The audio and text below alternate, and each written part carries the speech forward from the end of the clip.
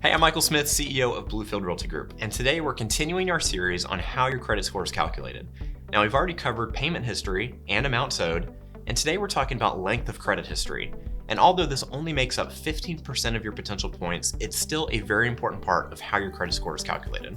First, let's unpack the mechanics of how this works, and then we'll wrap up with a quick tip of something you might be able to implement to get a lot of points in a very short period of time. Now, when we're talking about the length of credit history, what FICO is actually looking at is the age of your open accounts. And there's a few different pieces that go into play here.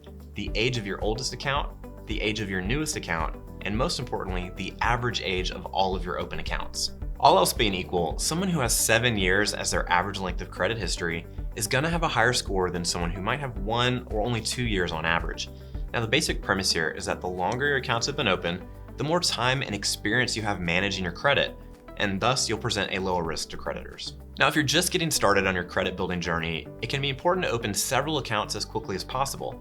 This won't necessarily make a big difference today, but 5 or 6 years from now, you'll be glad you did, because at that point, your average age of all of your accounts will be longer. Now, let's talk specifically about revolving accounts, such as credit cards.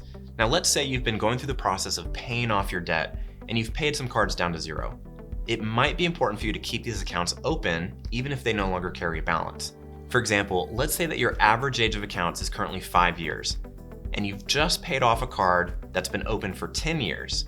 By closing that account, you're going to dramatically decrease your average length of credit history, which will hurt your score. Now, here's something you might be able to do to get a lot of points in a very short period of time. If you have a friend or a family member who has an account that's been open for a very long period of time, and you can convince them to add you as an authorized user on that account, you're gonna get credit for their length of credit history on that account.